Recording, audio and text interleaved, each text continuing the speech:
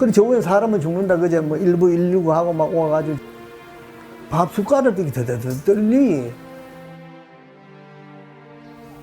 살려달라고 외치던 그 모습이 자꾸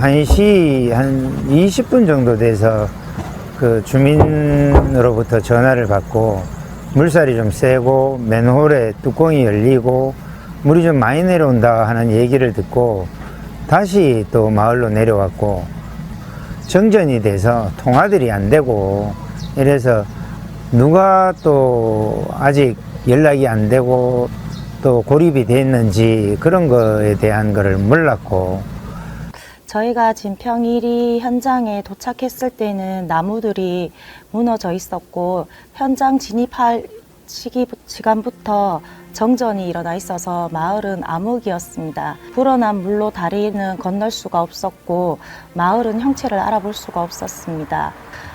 물이 이렇게 무섭구나라는 생각을 들 정도로 만들었습니다. 20년 동안 공무원 생활하면서 제일 무섭고 도로였던 현장인 것 같습니다.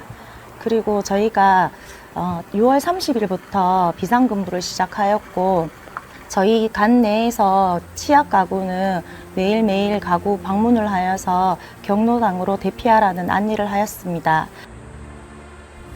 도로에 아스팔트가 뜨기 시작하는 거예요. 그 아스팔트가 이렇게 일어나더라고요. 그래서 전부 다 대피해라. 이거는 지금까지 있었던 물하고는 좀 다른 것 같다. 대피를 하자. 그리고 한 정전이 됐다는 총무로부터의 전화를 받고 그래서 뛰어왔는데 다리 입구에 딱 서니까 산더미 같은 나무 터미가 새까맣게 그때 막 캄캄했으니까 뭐가 앞으로 이렇게 훅 다가오는 거예요. 그래서 저도 응급결에 다시 다리를 건너서 도망을 갔죠. 그러고서 다시 왔는데 이미 다리 입구에는 떠밀려온 나무들로 꽉 차 있었고 그리고 그 옆에 정명희 씨 할머니 집이 있는데 그 사이로 물이 너무 세게 흘러서 제가 구조하러 갈 방법이 없어서 그때부터 이제 전화로 계속해서 목사님을 깨웠고 목사님 보고 나와서 그 유순학 씨하고 정명희 씨를 좀 구해달라 부탁을 하고 119에 전화를 하고 군수님이 또 전화가 와서 통화를 했고 그 사이에 제가 진평 그 이리 다리 그 다리 위에 오니까 소방대원이 있는데 물어보니까 한 분이 유실된 2분 중에 한 분을 거기 그 다리에서 구했다라는 얘기를 듣고 한 분은 못 구했다는 얘기도 들었고 그래서 마을 입구 도착하니까 전 이장님이 정명희 씨를 구해가지고 나오고 있는 중이었고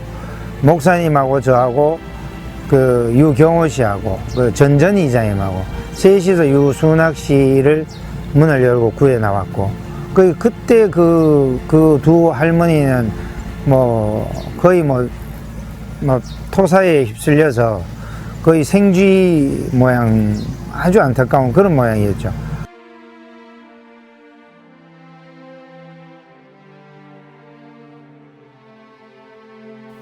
감천면 벌방리는 이번 피해로 마을 전체가 토사와 바위에 휩쓸려 큰 피해를 입었습니다. 보금자리였던 집은 흔적도 없이 사라지고 남아있는 집들도 토사와 바위에 묻혀버렸습니다. 그리고 2분의 주민이 아직도 가족의 품으로 돌아오지 못했습니다.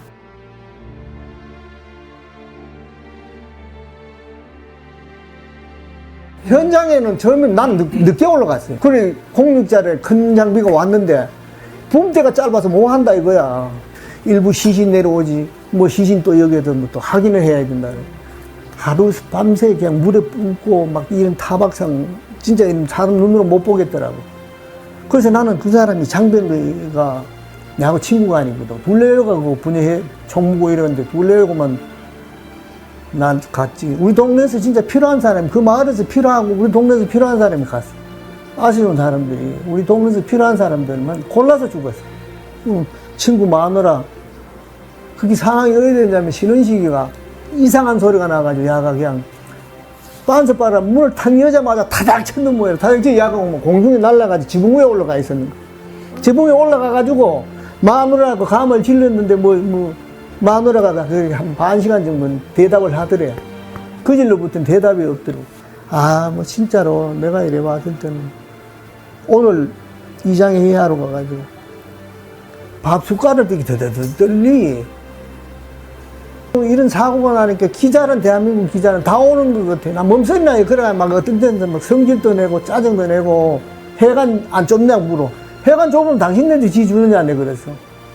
여청군에서 지 주면 지 주지, 당신네 지 줄 거 아니냐. 그럼 왜 자꾸 파고 물어, 그래, 내가. 좋은 일로 TV에 나오는 건 내가 적극 찬양하지만은 내 친구가 죽고, 내 친구 마누라가 죽었고, 동민이 5이나 죽었는데 내가 뭐 좋아, 그 TV에 언론에 비치고. 이번에 당한 집은 결국은 네 채는 그냥 집도 절도 없고, 세 채는 이제 그렇게 이근섭이, 이재학, 이강섭이 여기 회관에 머물다가 8월 4일날 다 올라갔어. 이래 되니까 전쟁터거든. 한 개도 없는 거야. 이야, 이런 재해는 진짜, 나 그래서 걱정이래, 진짜. 이래서 과연 동네가 지금 앞으로 어떻게 될 것인가.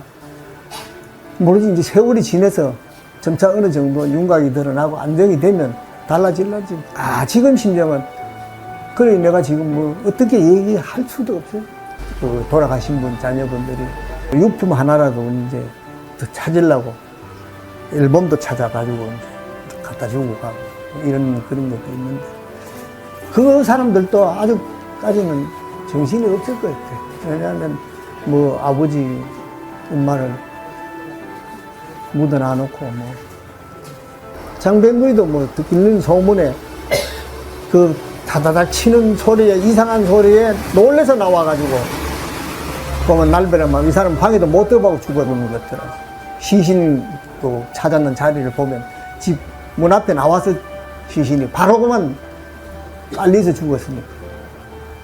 그래요. 아이고 뭐 지금은 뭐 아이고 뭔 얘기를 하고 싶은 것도 없고, 과연 뭐 어떻게 동네가 될란지 뭐 내 자신도 지금 그러네요. 안 그래도 뭐 군수님도 늘 뭐 전화 가끔씩 해가지고 뭐 형님이 정신 차려가지고 해야 되니까 해야 되면 뭐 아이고 뭐 대답만 얘기할 뿐이지 뭐 왜 지금. 아니 그래, 이게 이제 세월이 흘러야 돼. 세월이 당분간은 안 돼. 세월이. 그리고 내가 뭐 이장으로서 이래라 저래라 얘기를 하면 도로 부여지는 거고 그냥 침묵만 지켜보고 있는 거지 뭐 왜 방법이 없을까. 그날의 흔적은 차마 말을 이을 수 없습니다. 효자면 백성리는 이번 폭우로 5분의 이웃을 잃어버리며 가장 많은 피해를 입었고, 마을은 예전 모습을 짐작조차 할 수 없습니다. 아무것도 남지 않은 마을에 남겨진 주민들. 그러나 다시 살아가야 합니다.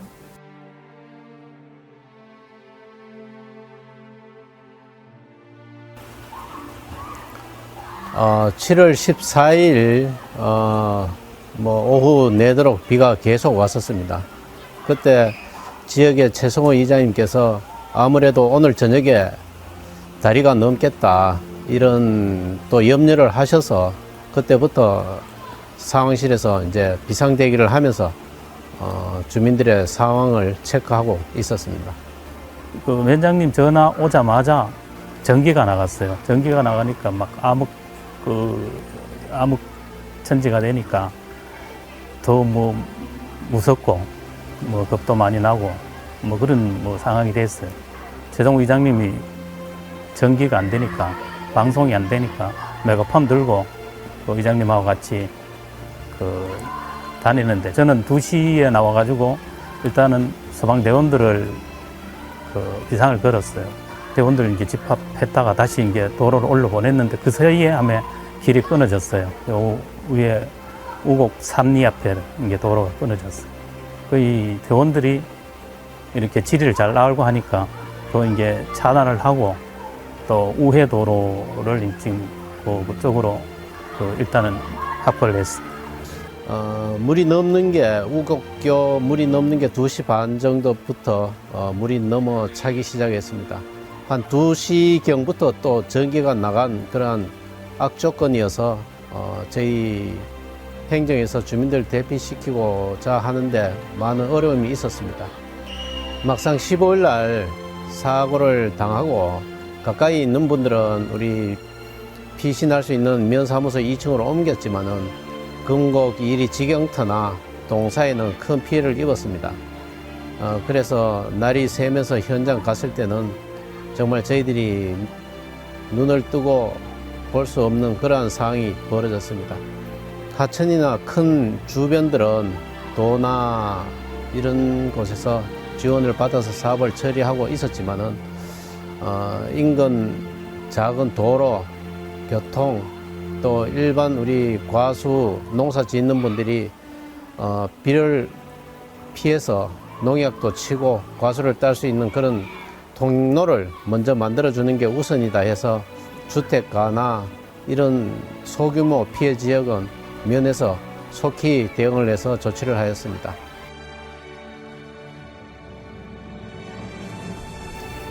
효자면 백성리와 감천면 벌방리, 그리고 은풍면 이외에도 우리 군의 많은 지역들이 이번 폭우로 인해 이루 말할 수 없는 피해를 입었습니다. 수많은 주민들이 삶의 보금자리를 잃었고 생업의 터전을 잃어버렸습니다.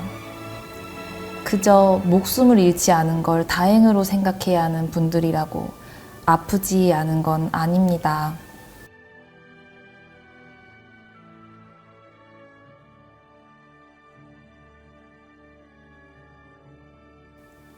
이번 폭우로 15분이 안타까운 생명을 잃었습니다. 그분들의 명복을 빌며 남겨진 유가족분들에게 안타까운 마음을 전합니다. 그리고 실종된 2분이 하루빨리 가족의 품으로 돌아오길 간절히 바라고 바랍니다. 참혹하고 엄청난 피해에 윤석열 대통령께서 감천면 벌방리 현장을 직접 방문하셨습니다. 사고가 발생된 14, 15일 이 이틀 동안은 이 예천 지역 북부 지역인 여기 감천면, 효자면, 은풍면, 용문면 해서 한 산악 지역이 한 10만 평 정도의 작은 계곡들이 여러 군데가 있습니다. 이미 물을 머금고 있어서 수분을 더 흡수할 수 없는 상황에서 급하게 폭우가 쏟아지면서 이 계곡 저 계곡에 모였던 물들이 저지대로 쏟아지고 그러면서 지반이 약해져 흘러내린 토사와 이미 뽑혀있던 나무를 머금고 하류로 급하게 돌진해 내려왔습니다.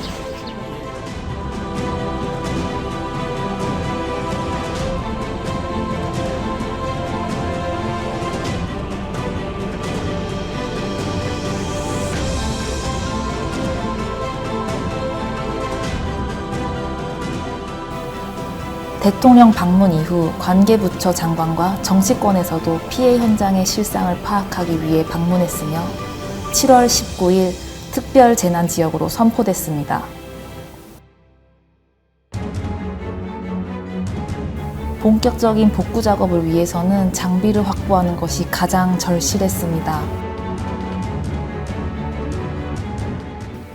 너무 급박한 상황이어가지고 일단 그 예천 중기 협회에 최대한 빨리 장비를 수배해가지고 빨리 두 군데 올려보내가지고 작업을 최대한 빠르게 진행하려고 했고 그렇게 바로 작업이 들어가도록 우곡 쪽에 도로 유실된 쪽은 그 우회도로 상황도 안 좋았고 급박했기 때문에 야간 작업을 시행해가지고 둘째 날 바로 통행할 수 있도록 작업을 완료했습니다.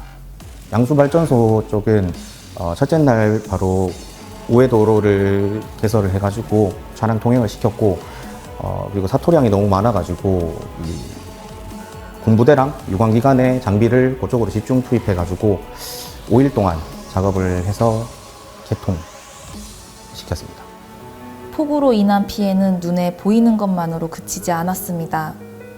주민들이 미처 느낄 수도 없는 순간에 예천 정수장에서도 상황은 긴박하게 돌아가고 있었습니다.